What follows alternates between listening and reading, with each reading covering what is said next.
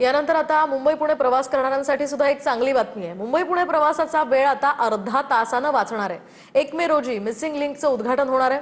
मुख्यमंत्री आणि उपमुख्यमंत्र्यांच्या हस्ते हे उद्घाटन पार पडणार आहे।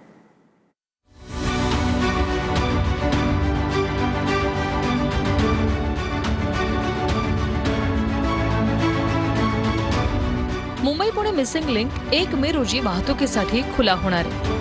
मुख्यमंत्री आणि उपमुख्यमंत्र्यांच्या उपस्थितीत याचं लोकार्पण होणार आहे। उपमुख्यमंत्री एकनाथ शिंदेंनी मिसिंग लिंकची पाहणी केली।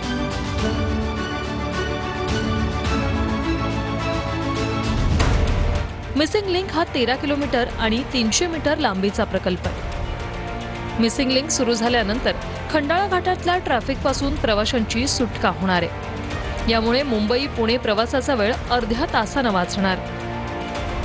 मुंबई पुणे दरम्यानचं अंतरही 6 किलोमीटरने कमी होणार आहे। मिसिंग लिंकमध्ये पहिल्या 6 महिन्यांसाठी केवळ प्रवासी कार आणि बसेसनाच परवानगी देण्यात येणार आहे। मिसिंग लिंक सुरू झाल्यानंतर एक्सप्रेस वेवरच्या टोलमध्ये कोणतीही वाढ होणार नाही।